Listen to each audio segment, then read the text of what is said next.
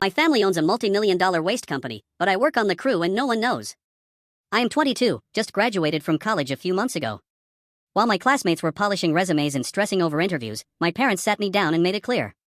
I would not be job hunting. I would be working for them. They run a massive waste management company.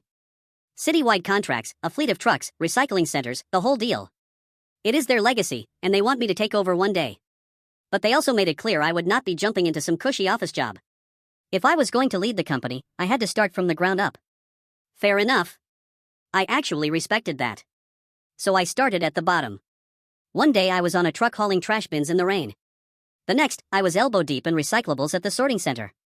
I never told anyone who I was. I wore the same uniform, followed the same schedule, and showed up like any other new guy. No special treatment. At first, it was fine. Humbling, even. I gained serious respect for the people who do this every day. But after a while, the vibe shifted.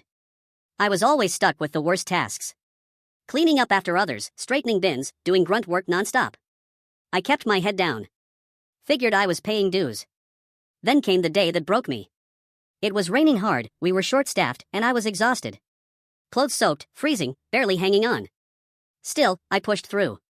Then one of the senior guys, Ron, dumped his work on me and said, "You are the new guy. Handle it." I gotta leave early. That was it. I snapped. I told him no. I was not doing his job. I was done letting people pile on. He gave me a smirk and said, "Careful. Management might not like your attitude." So I looked him in the eye and said, "Then let us go to management right now." He blinked. Said nothing. Just walked off. That was the first time I stood up for myself at work. I still did not tell anyone who I really was. But I am learning that being the boss's kid does not mean letting people walk all over me just to prove I am humble. I am here to learn. Not to be a doormat.